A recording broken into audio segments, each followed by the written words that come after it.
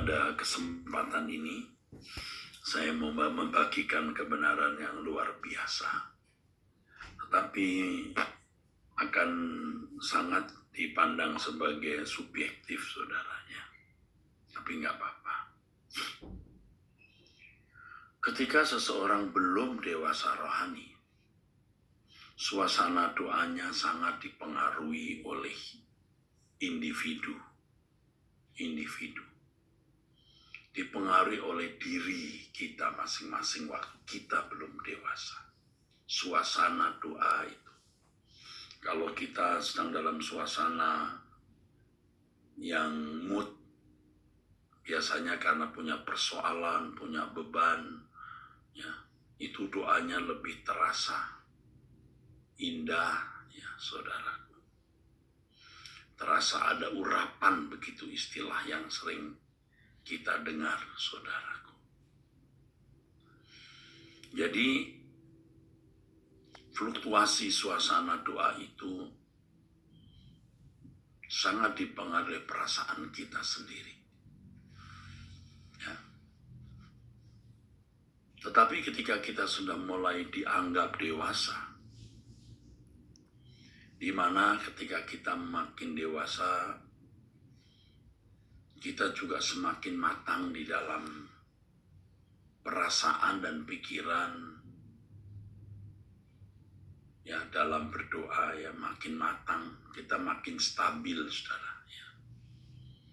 Tetapi terjadi suasana doa itu mulai sangat dipengaruhi oleh perasaan Tuhan. Apa artinya? Begini, saudara. Saya ulangi, waktu kita masih belum dewasa, suasana doa, fluktuasi turun naiknya, ya, fluktuasi itu turun naiknya suasana doa ditentukan oleh kita. Kalau lagi mood bagus, kalau nggak mood juga tidak bagus.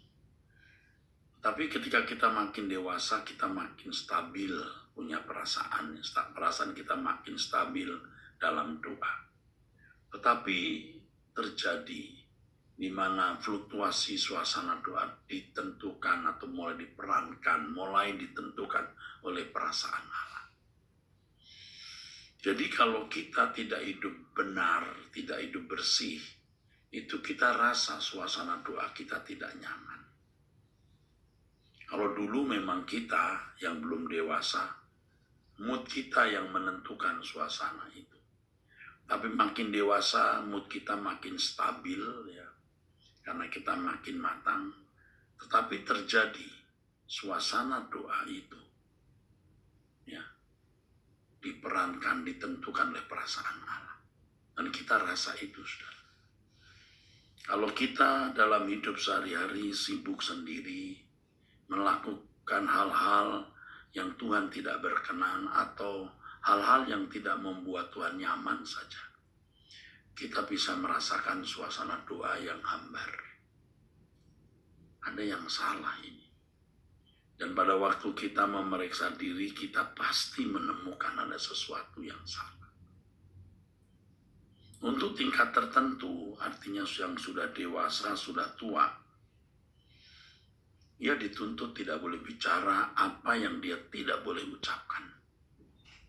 Ia tidak boleh diskusi dengan kelompok orang-orang yang dia tidak perlu bertemu orang-orang itu. Atau kita bertemu dengan orang-orang baik, tapi kita tidak boleh mendiskusikan apa yang tidak perlu kita diskusikan.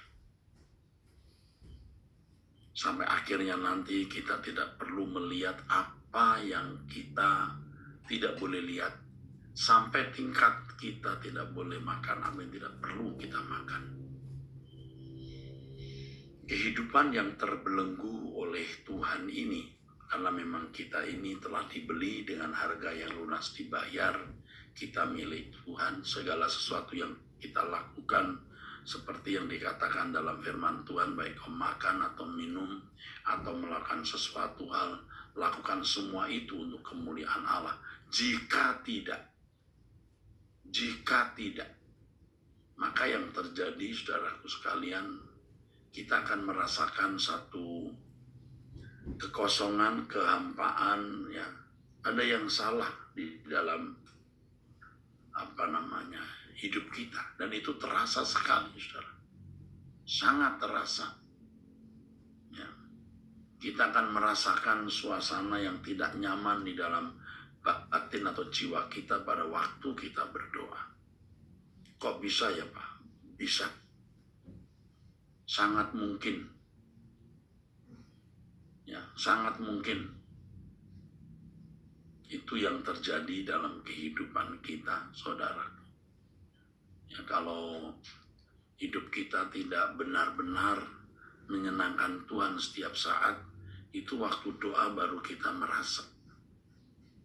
Makanya 1 Korintus 10 ayat 31 ya, itu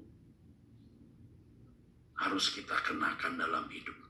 Sebelum kita dewasa rohani, kita belum bisa mengenakan kebenaran yang sulit ini. Ya, baik kau makan atau minum atau melakukan suatu hal yang lain, lakukan semua untuk kemuliaan Allah. Jangan ketemu dengan orang yang tidak perlu kita ketemu. Jangan diskusi atas apa yang tidak perlu kita diskusikan. Jangan melihat, jangan menonton apa yang tidak perlu kita tonton. Jangan beli apa yang tidak perlu kita beli. Nah ini saudara, ini kalau anak-anak muda, remaja mungkin sulit karena mereka masih ya seperti Petrus waktu masih muda, mengikat pinggang kemana saja dia pergi bebas. Tapi Petrus yang tua, kata Tuhan Yesus, dia akan mengulurkan tangan, diikat dan dibawa ke tempat yang dia tidak suka. Tapi dengan cara itu Petrus memuliakan Allah. Nah, kita harus sudah menjadi Petrus tua seperti itu, saudara. Nah, suasana doa bisa menjadi ukuran kita. Kita merasa ada yang salah nih dalam hidup saya, ada yang salah. Nah, ini kita bisa merasakannya, saudaraku. Bisa merasakannya. Ini memang subjektif, tetapi saudara kan satu kali bisa merasakannya. Melengkapi apa yang saya sampaikan kemarin, saudara-saudara, yang pertemuan dengan atau perjumpaan dengan Tuhan. Ini bersifat supranatural atau adikodrati ya. Ini lebih subjektif lagi, saudara. Ada chatting yang menanyakan, Pak, bagaimana itu bisa terjadi? Saya sudah katakan itu sulit dijelaskan karena itu pengalaman sangat pribadi, pengalaman individu, ada perjumpaan dengan Allah. Ya. Nah, selama ini saudara ya, mungkin ya, bukan mungkin ya, begitu keadaannya banyak orang, dia tidak pernah mengalami perjumpaan dengan Allah. Allah yang dia kenal itu Allah dalam pengetahuan yang dia pelajari, Allah dalam nalar, atau saya mengatakan Allah dalam fantasi. Orang-orang seperti ini tidak merasakan fluktuasi, tidak pernah merasakan fluktuasi, atau jarang merasakan fluktuasi. Dan biasanya mereka juga tidak memiliki jam-jam doa seperti orang-orang yang haus akan Tuhan. Orang yang haus akan Tuhan menyediakan waktu 30 menit, 1 jam dulu diam di kaki Tuhan. Ya.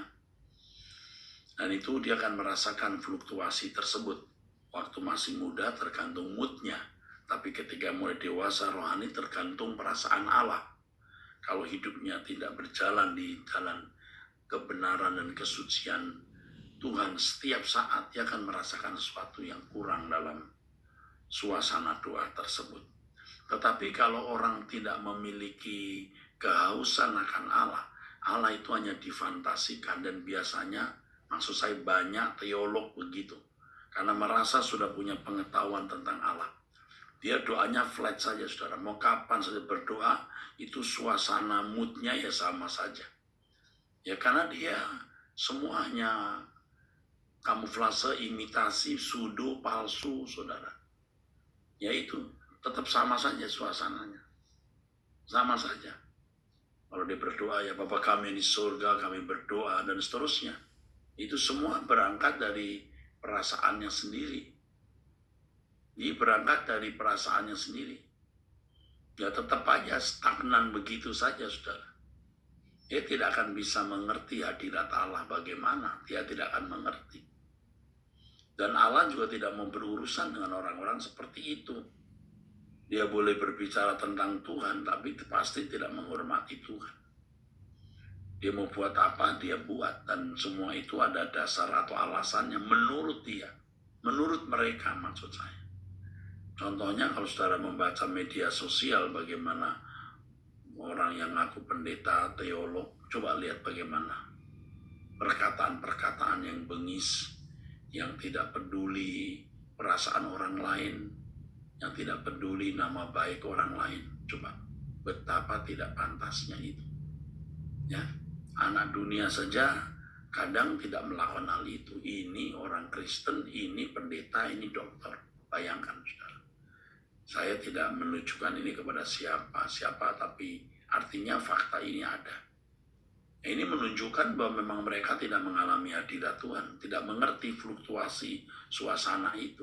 Karena memang juga tidak menyediakan diri berdoa. Doanya hanya pada waktu makan, mau tidur, atau doa sejenak, tapi tidak menyediakan waktu khusus berdiam diri di hadapan Allah. Begitu, saudara. Ya. Ini pesan yang luar biasa ya, saudara. Yang tidak bisa diurai kecuali Anda mengalaminya sendiri. Saudara, hari ini setelah doa ini, saudaraku, mengenai hari ini setelah doa ini, ada doa pagi yang dipimpin oleh Stephen Erastus, untuk khusus orang-orang muda, tapi juga bukan tidak mungkin Bapak Ibu juga bisa ikut. Ya. Saya minta kepada doa pagi kemarin maksud saya ya, saudara bisa ikut. Kalau doa-doa pagi saudara juga bisa ikut setiap 2 minggu sekali. Juga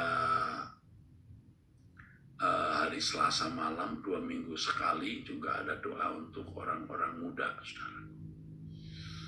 Saya percaya, saudaraku, kita sekarang harus nyari Tuhan itu tekun, harus giat sekali, saudara. Terutama orang-orang muda yang benar-benar saya prihatinkan. Nah, pada kesempatan ini khusus, saudara, khusus sekali. Saya memberitahukan bahwa ada konferensi ya, untuk para warrior. Ini saya minta waktu khusus untuk warrior conference yang akan diadakan ya, pada bulan Oktober, saudara. Saya minta kepada Bapak Ibu mendorong anak-anaknya untuk ikut, ya, anak-anaknya untuk bisa ikut bergabung dalam Warrior Conference ini yang mulai dibuka pendaftarannya kalau tidak salah hari ini, ya.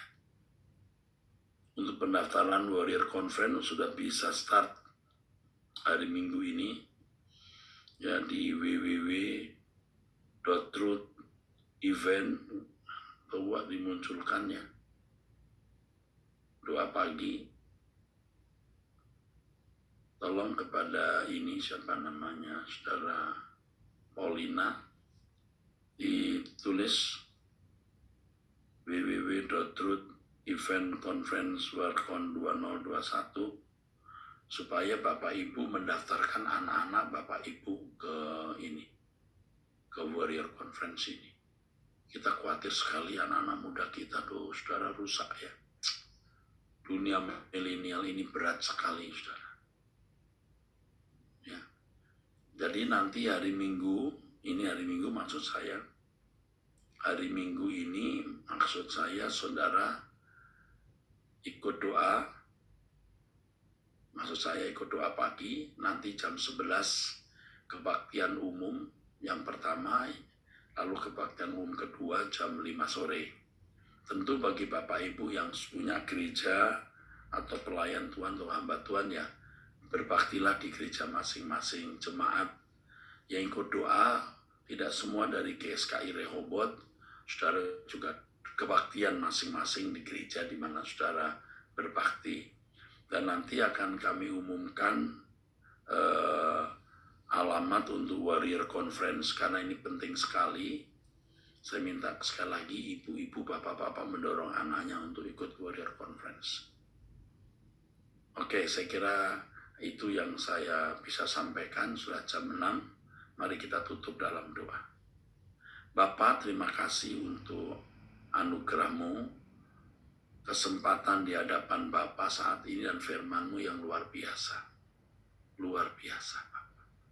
Terima kasih untuk hari Minggu ini dimanapun kami beribadah bersama. Bapak berkati. Kami mau memasuki hari yang baru dengan lukisan indah yang baru bagi Bapa. Dalam nama Tuhan Yesus Kristus. Amin. Amin. Sampai jumpa, Tuhan memberkati saudara.